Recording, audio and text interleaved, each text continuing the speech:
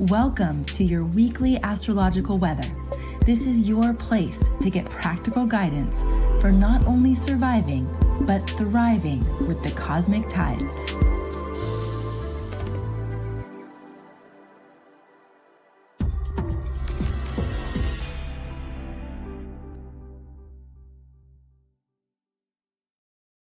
Well, hello everyone, and welcome to your weekly astrological weather. I am so happy that you've decided to join us here for this week's weather. And I'm also very excited to be here with astrologer, author, and so much more. I mean, Henry has been a game changer in the field of astrology, and he is here with us today. I would love to introduce you all to Henry Seltzer, and we are going to be looking at the week of December 5th through 11th. And Henry, welcome to the weekly weather. This is your first weekly weather debut, correct? Yes, thank you. Nice to be here. Yeah. All right. So before we dive in, very quickly, December 10th, that's this Saturday, we will be doing our 2023 forecast event. It is totally free. You are invited. This is going to give you an opportunity to look into 2023 and see some of the major astrological transits and what that means for you, what to actually do with these energies. This is especially important as you're looking forward to the next year and starting to do some planning, thinking about some of your intentions for the next year, what you'd like to accomplish. Knowing the astrological energies is so helpful in your consideration of the year to come. So you can join us at astrologyhub.com/2023. Again, that's free. You're going to be hearing from 6 different astrologers at the panel event on Saturday. Then for the 6 days following the panel event, you're going to have a video in your inbox every day that goes through all 12 of the signs. So you're going to get the by sign breakdown for the year ahead as well. Would love to have you join us. Again, that's astrologyhub.com/2023. All right, Henry. So let's look ahead at this week. If you had to give us a theme for the week, what would you say it is? Well, there's a lot to do with articulation, thought process, and there's a lot to do with the fact that Mars is retrograde now, and it will be opposing the sun in timing of the full moon. It's quite an interesting and dramatic configuration on the 7th. That will be on the evening of the 7th. Mm-hmm. So that's coming up. So articulating ideas, is that what you said first? Well, I did say mental process because we also have the week begins with Mercury in square to Jupiter, which is giving it a boost. And then Mercury immediately after that enters the sign of Capricorn. And this is a little bit different energy for Mercury leaving Sag and entering Capricorn like that. So we will be probably in a thought process that shifts around a little bit. And I think that is a big factor for our times right now. Mercury and Venus have been together. It's just a very strong time of, I think, reassessing everything that's going on for us, entering kind of a new phase since the eclipses of the Scorpio eclipse season of November. I'm hearing that really consistently from all of you amazing astrologers I get to speak with regularly, that we are there's it's almost like a chapter has ended. A big chapter in history has come to a culminating moment and a bit of a closure. Not that we're not dealing with any of the repercussions of things that happened, but that we're really looking forward into a new chapter of the book. I believe so. I mean, it was a pretty strong eclipse, and it did signal the end of that Uranus-Saturn square, which was so prominent for, I think, the beginning and the whole year of 2021, and then the beginning of the year of 2022. And so, and we've been seeing it in the headlines, with the chasm between the conservative and the progressive voices in our country, and I think in all of us. We'd like to kind of cut the tethers, jump the tracks, get away from what we've been doing, in some way make a brand new fresh start. And then we also get pulled back into, well, for one thing, fears, can we do this? And then also practical considerations, is it time? Maybe some of the old way has to be kept, so you have that conflict between the old and the new. All right. So And then let's this is a start. new stage, as you were saying. That's that. Then yes, this is a new stage that we're entering into since that eclipse. I think where we see a new possibility. New possibilities. So I know that certain things are happening on the world stage, and for things that people can control in their own lives, I know we have a little bit of control over the things happening on the world stage, but not as much. When we are considering our own lives and we're considering this new chapter, what kinds of invitations are we getting from the new configuration of energies that are happening astrologically? Well, in speaking to that, I think I'd like to mention Eris because Eris has been square to Pluto ever since 2020. And we've been realizing that this is a kind of a cultural reset that we've been engaged in, a big Yeah. shift in the whole structure of things. And because Eris is involved in Eris, I pioneered the research in Eris as a feminine warrior energy. And therefore, what that means is a warrior for deep purpose. So what I consider Eris to be is feminine warrior in support of soul intention. And with Eris, it's just so important to tune into those deeper parts of yourself, to what you really fundamentally believe. I always say it is what you cannot not do. And when you tune into that, when you tune into that, it becomes such a foundation for the rest of your life. And, it gives meaning to your life. And it's exactly about taking your own power, being able to, no matter what things are going on, no matter how you might feel about the powers that be and so on, you are still your own, the master of your own fate in a certain way. I mean, you can say what you believe, what you deeply believe. You can articulate that, you can act upon that, you can do whatever seems appropriate to you to further that. And it gives you freedom. Really, that is the freedom to be who you are, authentically who you are. And that means not the same as what consensus thought, the distractions of all the internet, social media platforms, the mainstream medium itself does to us. Independent of all those and our early conditioning, we can kind of strive to be our own self, and it does give you that freedom. I love this thought of what you cannot not do. That thing that you're compelled to do, that you must do. And I mean, what about for people that don't know what that is yet? I That's feel very, I feel very much so. Yeah, there's so many people that don't know what it is, and people that find it, I think, really have found the secret of life. Just being yourself, figuring out who that is down there, and tuning into it, and just having the faith that you're going to be able to do what you feel motivated to do. Yeah, I feel very blessed that this creation of Astrology Hub it creates for me this what I cannot not do. It's people say, how do you stay motivated and how do you stay inspired? It's like I can't not do it. Like it Right. has to happen. It's happening through me. I don't have to quote unquote stay motivated. There is none of that because it's just constantly moving through. So I agree with you that this is such a liberating place to be, but I am also very sensitive of the fact that not everybody feels like they're there because I can remember not feeling like I was there and really wanting to have something like that. Would you say that different astrological transits bring that up more for us or help us get closer to that throughout our lives? I do think that Eris is a big factor there. I mean, that's what I was able to identify, and it's been proven out so much over and over again ever since I wrote the book, Eris, the 10th planet. I have seen evidence just keep piling in along those same lines, piling in every day. More evidence comes to me because it really is the fundamental of that archetype. And Eris, very interestingly, is just as prominent as Pluto in the Kuiper Belt, which got me going in the first place. That this logically would be an important astrological archetype. Yes, and for any of you who are unfamiliar with Eris, Eris is one of the newer quote unquote planetary bodies that has been discovered, and Henry is absolutely the pioneer on how do we interpret the energies of Eris, and he's done a bunch of research on it.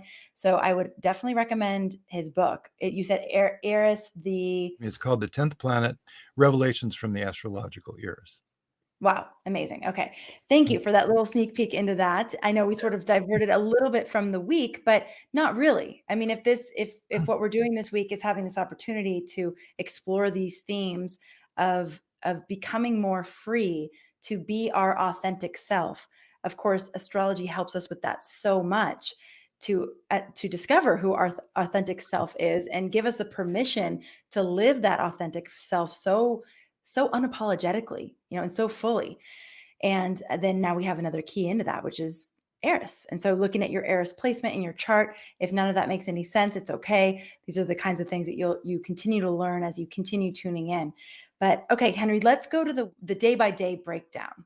Let's starting with today, Monday, December 5th. Just to continue your thought there, I do think that the Mars retrograde has a lot to do with kind of discovering more about Mm. our own personal agency, what we can accomplish, and it does tie right into the year's placement.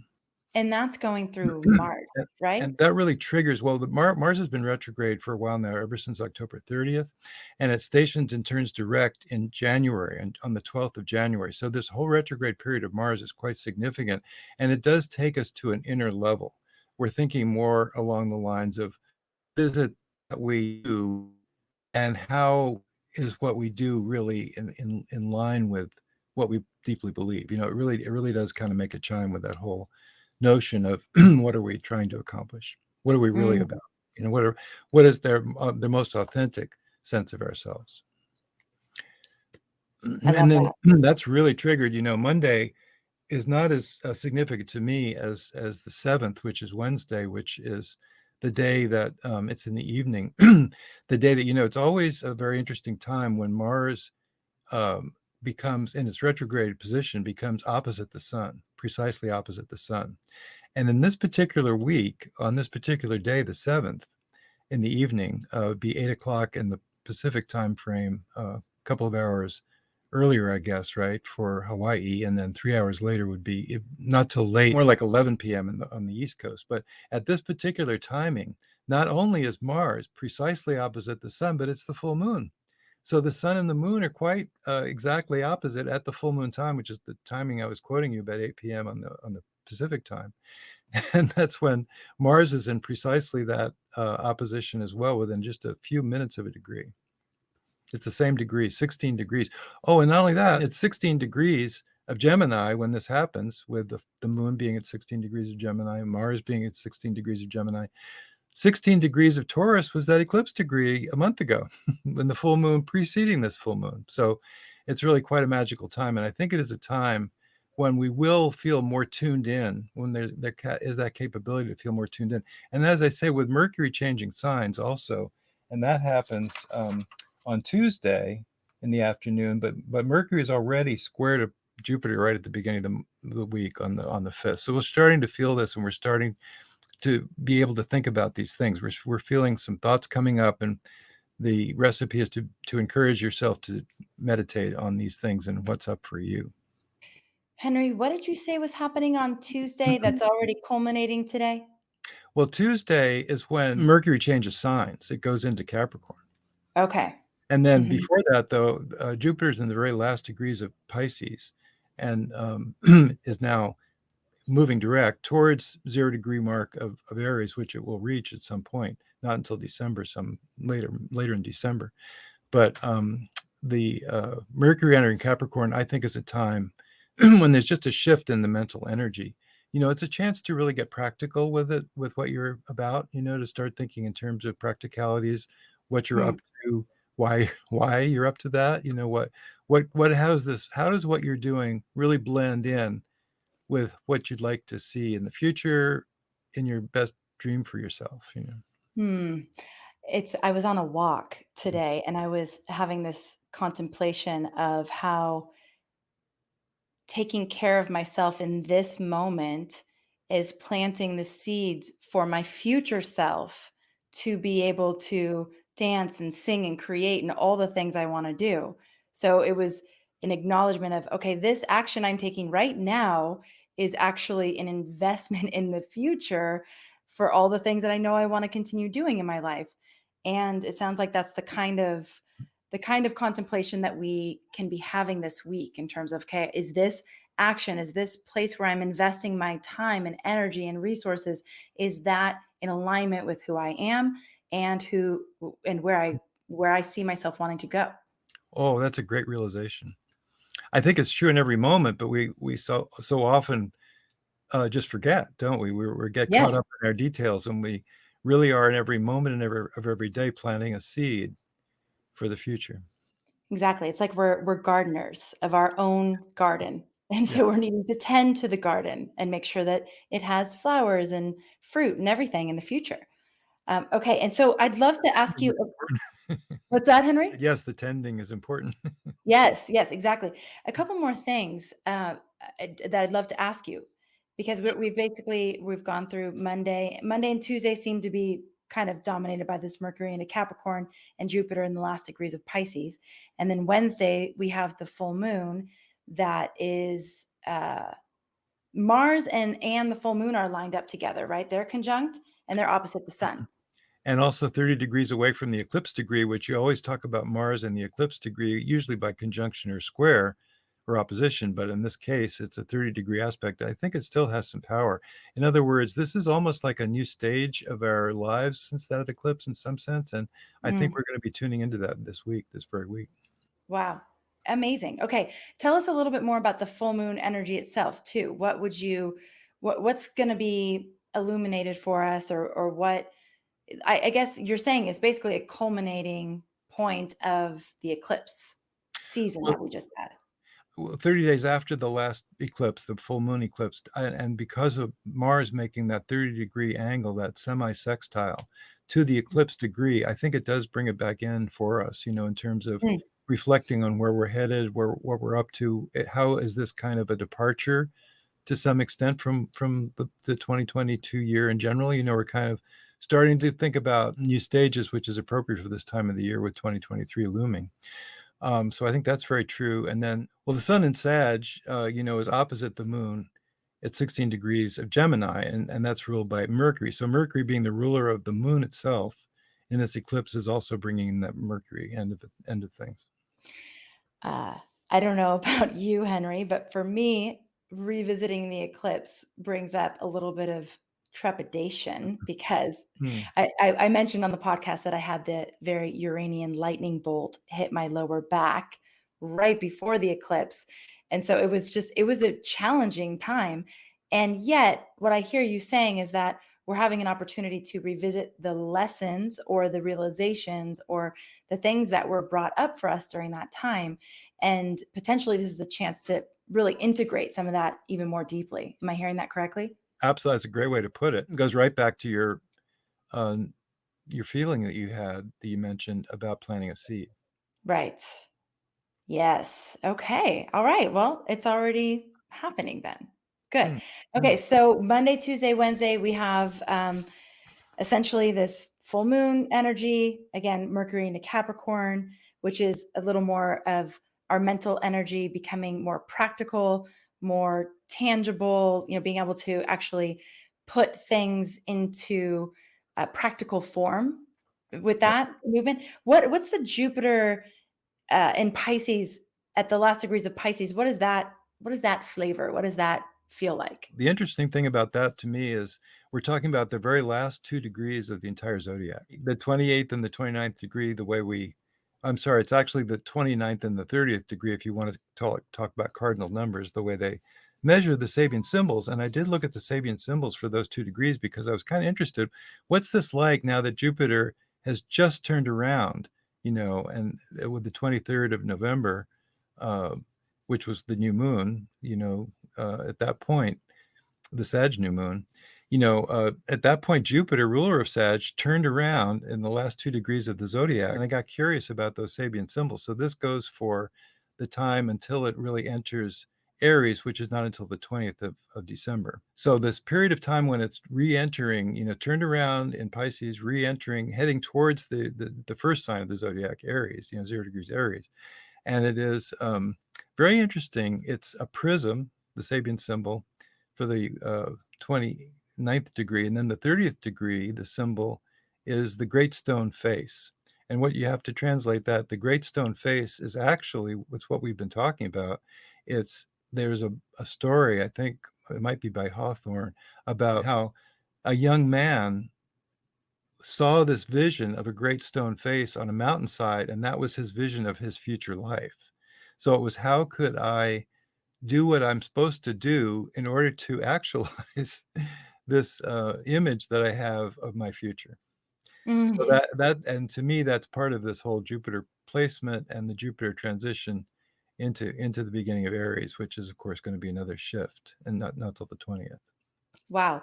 When Jupiter was in Pisces earlier this year, many of us created what Tracy Cook, an astrologer, calls treasure maps, Mm, which is essentially vision boards.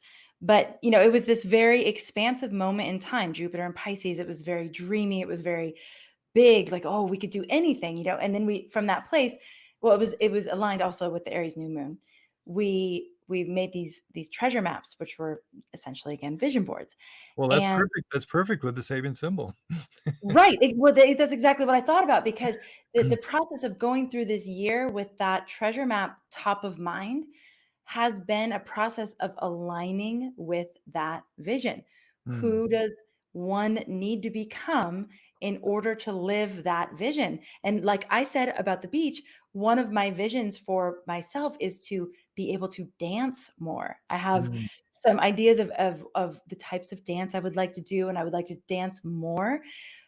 But my body's saying, you need to tend to the foundations, the back, the knees, like, get the foundations in place before you can be spinning around gloriously and, doing your dancing. So it's really fascinating to see how the energies work and sometimes it feels like such a crisis. Like mm. it feels like something's getting taken away from you, or at least I'll speak of my own experience. It's like, geez, not only am I not dancing, but I'm not even walking. Like, this is like, feel like I'm going backwards.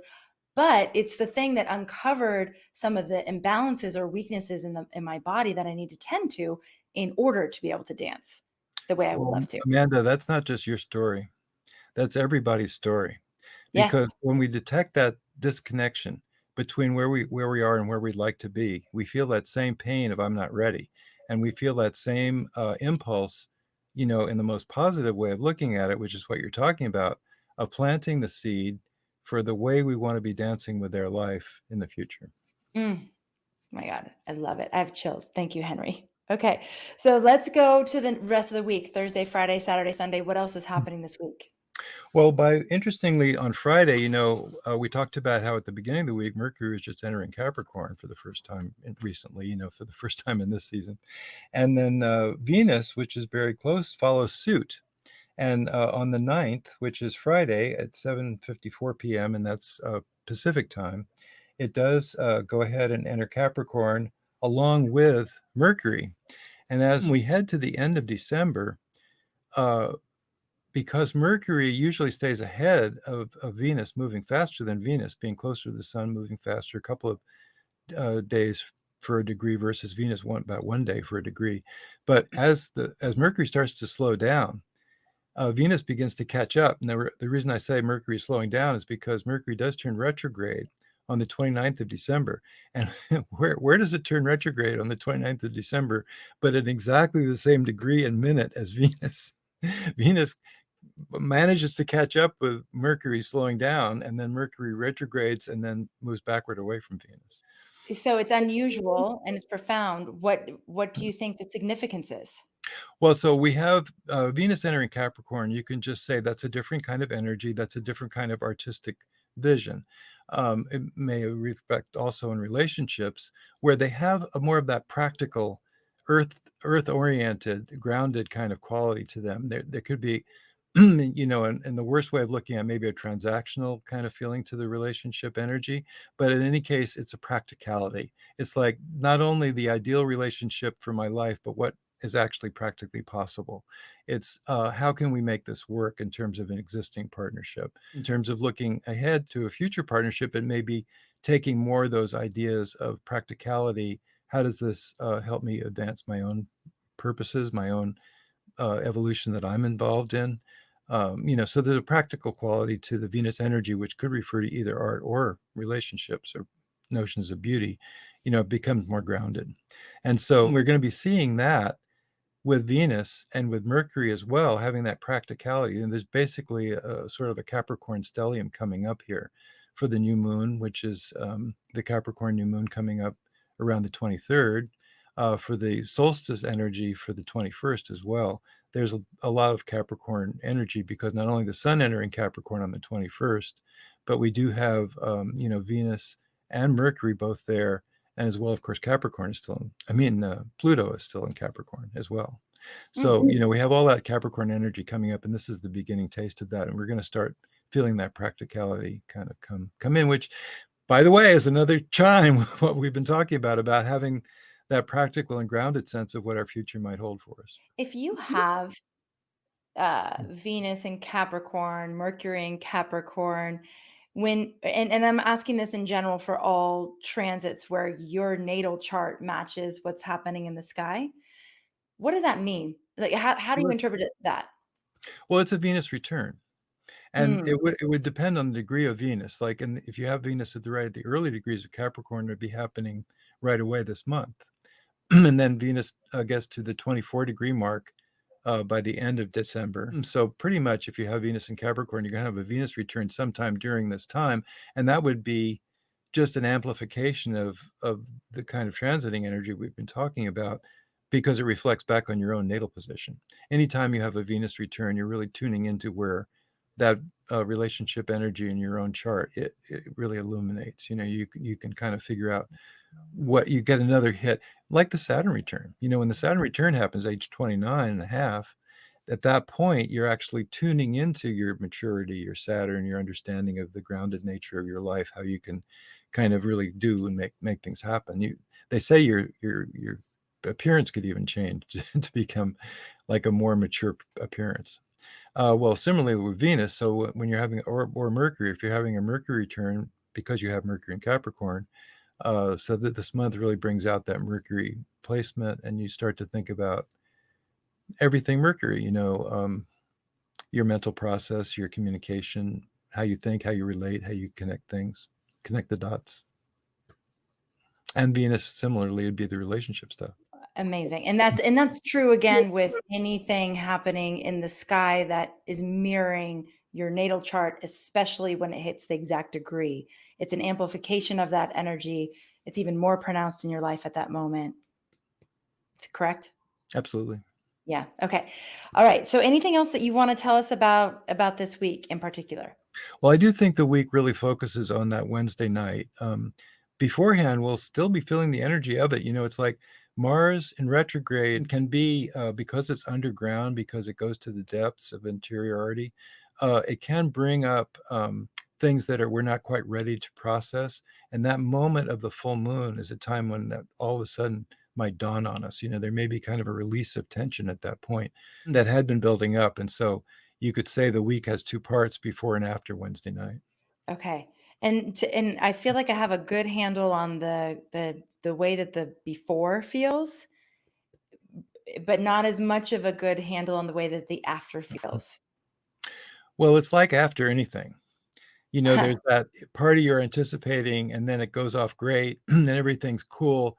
And then you're in the aftermath of that, and you're a little changed by what happened. You're a little more, I would say, in the case of Mars retrograde entering into that opposition with the sun, you're a little bit more aware of the depths of what you are all about in terms of activation, in terms of what you want to accomplish, in terms of what you do. Is what you're doing in the world a complete match for what you believe? You talked about that, Amanda, when you managed to find, as we all have. I mean, that was my story too. I found astrology, and it turned everything around for me, and it was suddenly had a meaningful life, because this is what I wanted to do, what I could not do. So when you turn that around, it's all of a sudden beautiful, and you find meaning in your life. And a little taste of that might come after the full moon this week. Okay, Henry, since we're about to go in this Saturday, have our 2023 forecast event, we're going to be hearing from lots of different astrologers, but I'd love to hear from you what you have your eye on as one of the biggest transits of 2023 and what you think it means. Yeah, definitely. Pluto shifting and going into Aquarius is pretty huge. I mean, Pluto and Capricorn started in 2008. And that was when we had this dip in the economy, and then everybody was saying, "Oh my gosh, Pluto's in Capricorn." The reason that made sense was because Capricorn representing kind of the business world, the way things work in terms of practicalities, the structure of our normal lives, and then Pluto coming in as a transformational factor, and things did change. And then we were talking about ahead of the event, the Pluto and Saturn convergence in 2020, which was when it really got intense because not only was Pluto in Capricorn, but now Saturn, ruler of Capricorn, was in that conjunction, big old conjunction that's every 37 years or something. And so, I was participating in a event in 2017 where we talked about what is the societal reset of 2020 going to be like, and before we knew about the pandemic and the real change that was so very evident at that time. So now that's a reflection. And of course, we have the Pluto return of the United States, which completes in December for the third hit. Pluto in the United States chart is at 27 of Capricorn. So it's getting close. Pluto at 26 now is getting very close to that 27-degree mark. So later towards the end of December, that will take place. Then we get on the other side of that. We get into 2023. It's a different year, not anymore the 2020, 2021, 2022 years of the pandemic. We're kind of beyond. And Pluto gets into Aquarius, which is a whole different energy and could, be thought of as maybe a taste of the age of Aquarius that we do see coming along, where it will be a humanistic kind of philosophy of life. This is a 2000-year cycle, the age. So getting out of the age of Pisces because it moves backwards, going into the age of Aquarius, and Pluto in Aquarius is kind of a bit of a chime for that. So yes, I think it will be different. I think we'll be starting to see, what we're already starting to see is there's a move toward a more humanistic way of looking at things, that here we are and we have to help each other. We have to have a culture of kindness to come in. So maybe we'll have a little bit of that more. What about the shadow side of Pluto and Aquarius? What would you say would be, the humanistic and community and all those amazing things are definitely possible. What would you say is something we need to look out for? I think you make a very good point. We also want to look at especially with Pluto, we want to look at also what's the shadow side of it. And I've never thought of this before, but you make a point. It's you could say, what is the shadow side of the humanistic philosophy, which might be, well, gosh, we've got this population. We want everybody to have enough money, enough food, and yet we have this population issue. So there is kind of a shadow of how can we take care of everybody. That becomes sort of more of an issue now than maybe it has been, because now we're starting to realize we need to. It's been for a while, well, no, we'll just take care of the people at the top. That's the only people we're going to care about, right? And that was the way all through the Middle Ages, to some extent. I mean, the peasants were in a different category. But now lately, we've been getting this idea that everybody's equal. The country was founded on that, the American experiment, they call it. Maybe we're going to see, well, there are there are problems, to actually make that happen. It's so interesting because I spoke about this on the Cosmic Connection a few weeks ago, but I watched that one of the Woodstock movies. I think it was on Netflix or Amazon Prime, and it was 3 days that changed a generation. But one of the things they were talking about is how there's 400,000 kids there essentially, and they ran out of food. And so it was like, oh my gosh, how are we going to, there's 400,000 people here. And it's not like anybody could really leave because of all the traffic jams and everything. And they couldn't get food in because of the traffic jams. So then the neighbors, and this is probably totally old news for many people, but this was all really amazing for me to get to watch in a documentary. But all the neighbors started making peanut butter and jelly sandwiches and emptying out their cupboards of their canned foods. And they were bringing helicopters in to feed all these kids. And it was so interesting because it was like this experiment of how do we take care of each other? And as I was watching it, I was going, wow, it's really beautiful. And how would that happen sustainably? That was 3 days. Like, how would we actually do something like that where it would really work? And I think there's a promise in this Aquarian idea of it being possible. And then, like you're bringing up, then there's the reality of, how does it work actually? And can we actually do it? And can we be unified enough to have that be even the intention or goal? And, so there's a lot of things I think that we'll be exploring in this Pluto and Aquarius time. That's so beautiful. I love that. I love that about the problem. You got all these people, how are you going to feed them? And I love that about the solution that came about just organically for the people around them to say, well, we can't let these kids starve. We got to give them some food here. And, it reminds me also of the distillation of the experience of Woodstock that was enabled to come out of the mouth of poet and singer Joni Mitchell. Do you remember the song that she wrote about Woodstock? No. Called Woodstock.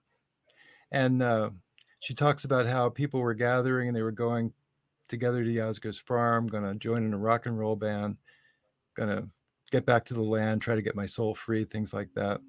And then the chorus is, we are stardust, we are golden, we are billion-year-old carbon, and we've got to get ourselves back to the garden. By the time we got to Woodstock, we were 500,000 strong, and everywhere was a sound and a celebration. And I dreamed I saw the bomber jet planes flying shotgun in the sky, turning into butterflies above our nation. We are stardust. We are golden. We are billion-year-old carbon. We are caught in the devil's bargain, and we've got to get ourselves back to the garden. Oh my God. I mean, second time I've had chills on this call today. Henry, that is so profound. Thank you for bringing that in, because I actually feel like it encapsulates so much of what we've been talking about here today, especially bringing in the stardust element, the astrological element to who we are and what's possible, and then feeling though like we're stuck in the devil's bargain, but that the power of the imagination, she's imagining these bombers transform into butterflies and just holding that vision. And there was a little bit of a sense of sadness for me when I was watching this documentary, because I saw these faces of these kids and they were so innocent and fresh-faced and optimistic in this moment of what's possible and really alive with what's possible, right? And then I'm reflecting on the last, the years since that happened, and that promise or that idea or that dream has yet to be fulfilled.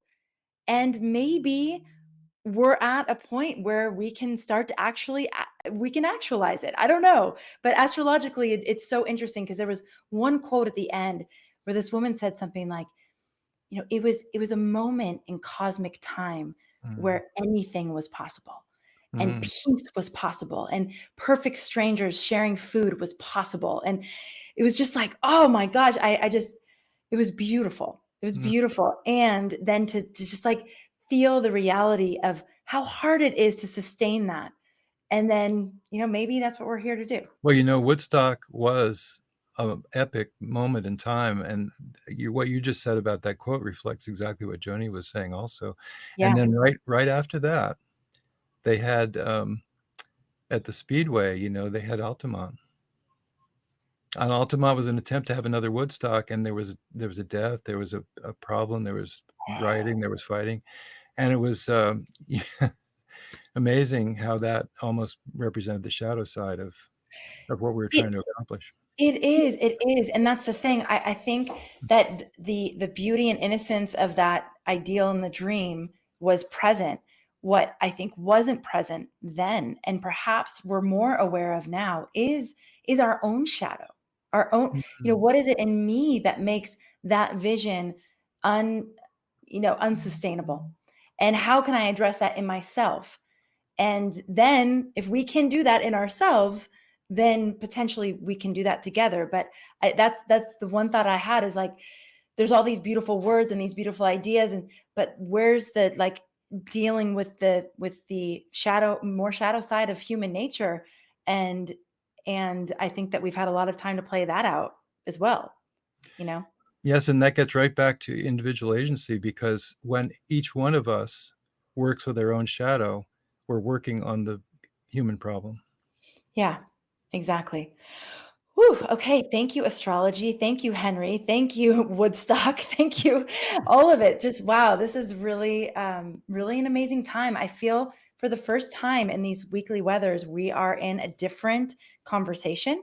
Mm. The conversation the last few years has very much been about dealing with what we're in, and dealing with the chaos, the confusion, the conflict, the crisis, how do we just get through this time? And how do we do it in the best way we can, right? But like it's been a lot about getting through it. And Mhm. it really does in these recent conversations feel like we're in this place now where it's like, okay, that part of the story is over on some level. And we're now able to look, it's almost like after the hurricane. It's like, okay, we're rebuilding now. Like this is a different phase. We're going to like rebuild mode. And I've been waiting for this, Henry. I've been like, when do we get to the point where we get to like move forward? Because this part is long and hard. And it's been great though. Obviously, it's brought up a lot of shadow that we needed to see. And we don't want to say that that was then, it's completely gone. We're still Right. dealing with the chaos. We're still dealing with the confusion, the Yeah. uh, fighting and Everything. back and forth and the untruths and all that. And we're dealing with maybe a vision of the possible future. Yeah. Both and. I love Both. it. Henry, thank you. For all of you that are Inner Circle members or considering becoming Inner Circle members, Henry is going to be one of our Inner Circle astrologers in 2023. So we're super grateful to have him coming on as an astrologer guide, to be doing our very instructional forecasts and also mastery class teaching. Henry, do you know what your mastery class is going to be about yet? No. Nope, not yet. Probably something on Eris, Yeah, Make, or Haumea, some of the more recently discovered it would be planets. working with shadow to some extent, yes, Yeah, amazing. as those come in. Thank you all for being here. Thank you so much for being a part of this conversation that we have every week. Thank you for your interest in astrology. Thank you for your interest in your own purpose here on this planet and your connection to the universe and the stars and all of it. It's such a blessing. Henry, thank you for being here and for giving us such a great lay of the land as we look forward to this week and into 2023. And please remember to register for the forecast if you haven't already. Inner Circle members, you don't need to, but anyone else, please make sure you register so that we can see you on Saturday and hang out with you and 6 other astrologers on that day. And then another 7 astrologers throughout the week who are going to be sending you videos about the individual signs. Completely free. Please come. Would love to have you. All right. Thanks everybody so much for being a part of our community. And thank you as always for making astrology a part of your life. We'll catch you on the next episode. Do not make any of your plans for 2023 until you've received the scoop on the astrological tides coming our way from some of the world's top astrologers. We're going to make that easy for you to do. On December 10th, we're hosting a free live panel event where we'll go through all the major astrology of next year.